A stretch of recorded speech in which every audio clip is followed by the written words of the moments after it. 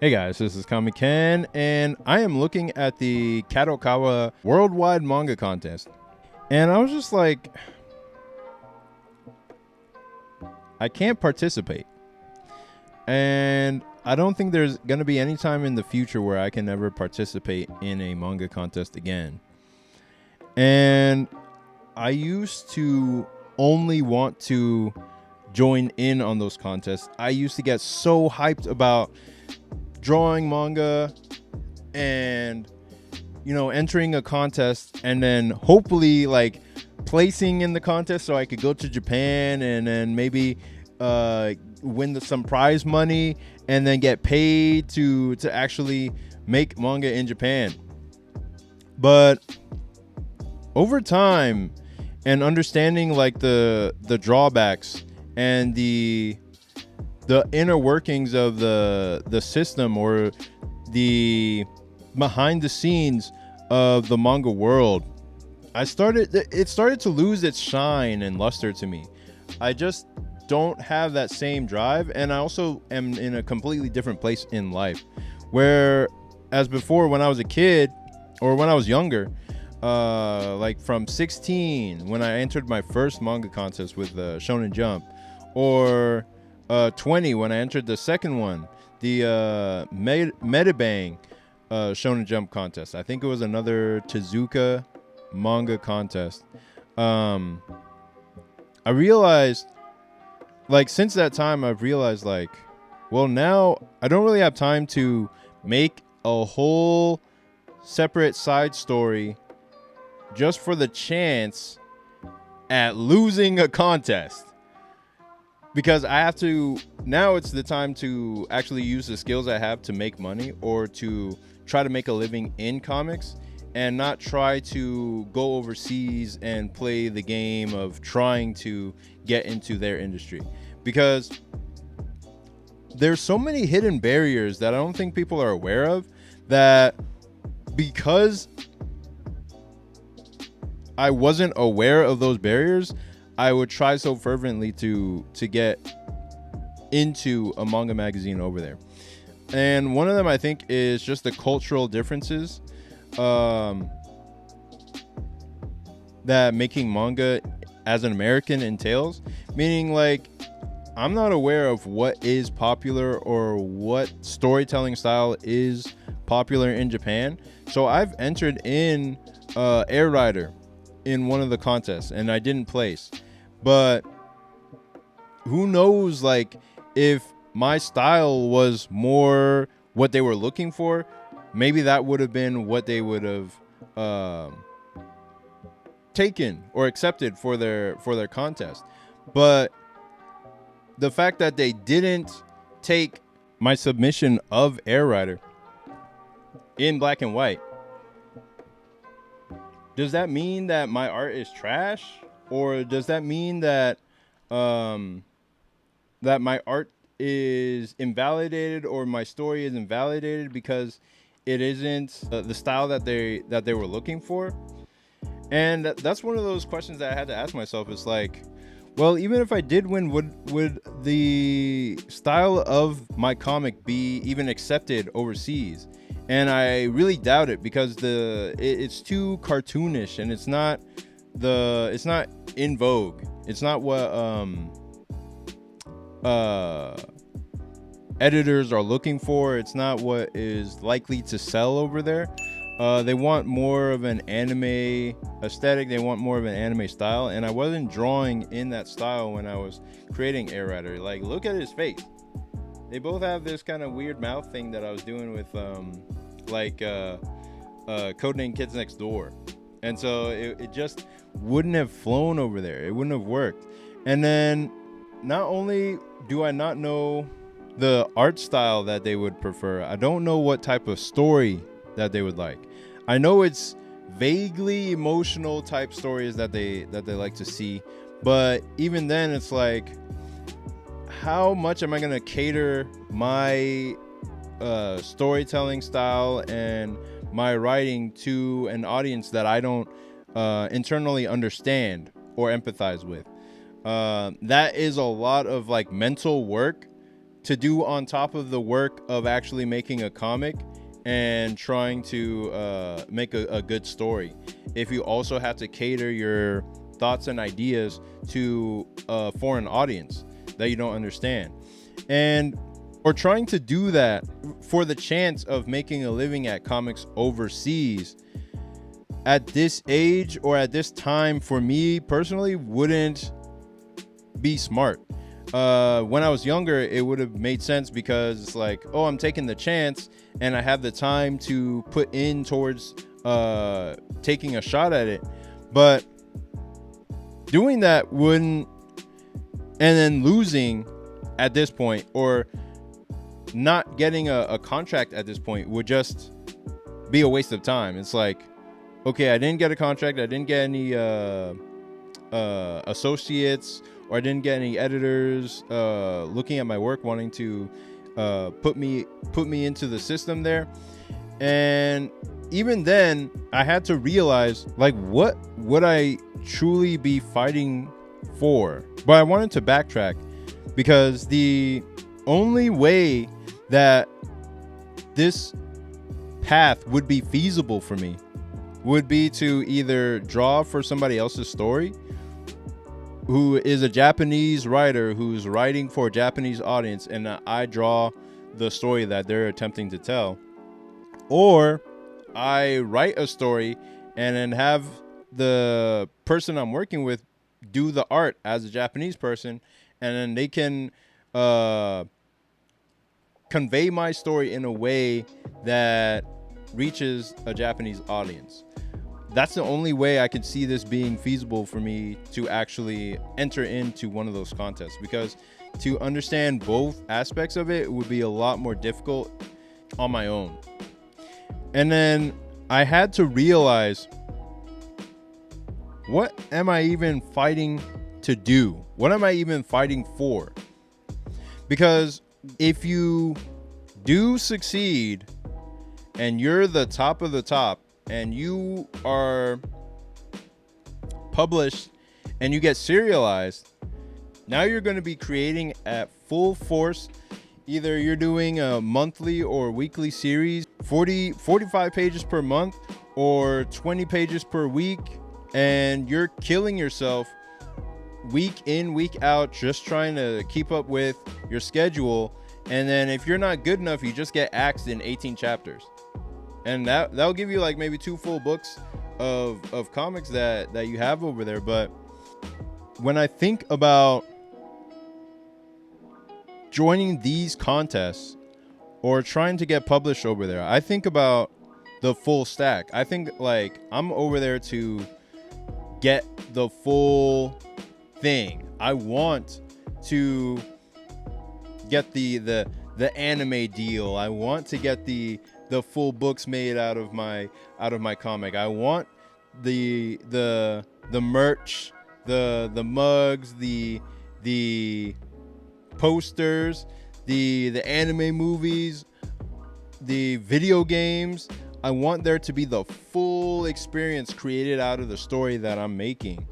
And if that's not possible, then I just don't see it personally as worth it to me. And that's just my own personal thing. Like, I've always wanted to create something that would blow up into an expansive IP, like Dragon Ball or One Piece or Naruto, the things that I grew up with. That's all I wanted to get into manga for. But I think for creators these days, if they're aware of the stress that comes with actually making manga, stress that even the native creators of manga in Japan get completely burnt out from, even if you're aware of that stuff, then you should be creating manga. And you don't have to do anything. I'm just saying, you should be creating manga for the love of drawing in black and white and the manga form, period. Like, you're creating manga because you just love how it looks in black and white. You just love drawing your characters in black and white in a sequential story, and you don't care about getting an anime adaptation. You don't care about getting a video game. You don't care about any of this other stuff. You just want to create your stuff in black and white in this form of little books, and that should be it, because there's no guarantee that you're gonna have a big blow up franchise like Dragon Ball. Like, there's no guarantee of it. And even when you do get an editor or you do get a contact in the industry, that's only the beginning. Like, you're going to be spending 10 years of, yeah, I mean, it's possible that you could be spending 10 years just getting rejection after rejection after rejection of doing one-shots, trying to get into the industry. And then maybe once you do get into something like Shonen Jump or wherever, you only get 18 chapters, and then you get canceled because you're not ready, or you're not good enough to, or you're not catching readers' attention or interest enough with your story.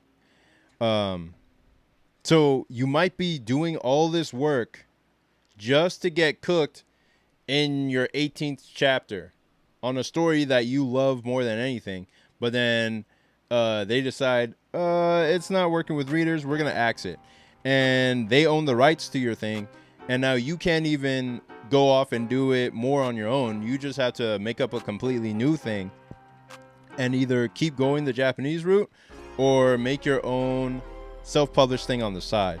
And that is the reality of it. It's like, even the creators in Japan make their stuff, and if it's not good enough, it gets axed. It's completely cutthroat over there. It's not for the faint of heart.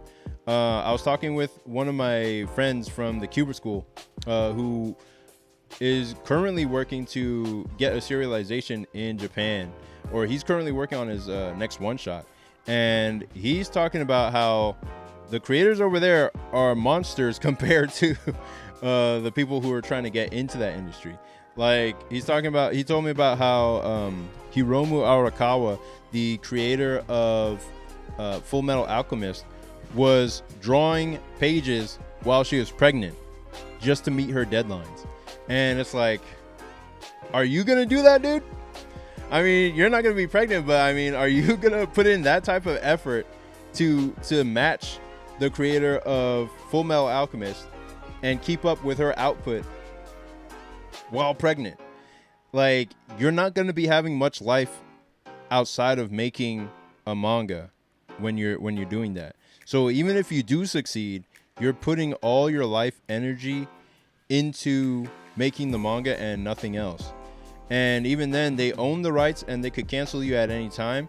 And it's a very, very, very, very small percentage of people that make it to the very top that have the full stack, the full suite of video games, anime, merch, all that stuff. It's very, very few, and all of them are Japanese. So you could partner up with somebody who knows the culture better, whether they're a writer or the artist, and that might give you a better chance at making it big in Japan. That's what I know this one Brazilian artist did, who makes this manga called Matagi Hunter. He's the artist for it, and he partnered up with a Japanese writer who they collaborate back and forth to make a manga in Japan, and he's done hundreds of chapters of it. So he actually succeeded in Japan by working with somebody else who is Japanese. So it's gonna be a long and hard road either way, whether you're working in Japan or in America. But I just don't see it at this age. I just don't see it as worth it for me to try to get published in Japan anymore, like in Shonen Jump or in Kadokawa, any kind of manga magazine. I just don't see it as worth it. I think it's all hype. And there's another creator, his name's Coffee, who just sees it as another dungeon. Basically a way to just capture your ideas, capture your intellectual property, or trap you in a place where you can't really elevate, you can't really escalate, you can't really get to the next level, or even have a chance at getting this, because it's just an illusion of going somewhere. Like, it looks like you're going somewhere when you get like published, but then in a few years when you actually get canceled, or when you actually don't actually go anywhere, then you realize too late that the place you were in was just a trap. It was just a treadmill keeping you in place. Like, no matter how much you draw, you're not really going anywhere. So with all that said, I still believe that self-publishing is the best way these days to get your idea out there. If you have an infrastructure like the Japanese marketing system, then it's better if you were born there, or that system better and are able to tap into the zeitgeist of Japan and give them the type of stuff that they're seeking out in terms of your art, or in terms of your writing or storytelling. That would be the best way to do it. Other than that, self-publishing all the way. Develop your content, develop your audience, and build a place where people can come and read your own stuff. And that is exactly what I'm trying to do with my latest webcomic, Saintly. It is a demon chase horror action comedy about two best friends who have to outrun the demon loan sharks that they borrowed from. Basically, it's like Scooby-Doo meets K-pop demon hunters without the K-pop. And the story backs the main character into a corner where she has to decide between the hard path to success or lose her soul to the lure of easy money. And we get to see the ramifications of her choice, and if she can hide this deal with the devil from her friend, or if it will tear them apart. And I hope you read my comic in the description and check out the story. It should appear in your email inbox or your spam folder if you don't see it. Thank you for watching. Please rate, comment, and subscribe, and I'll see you in the next one. Peace.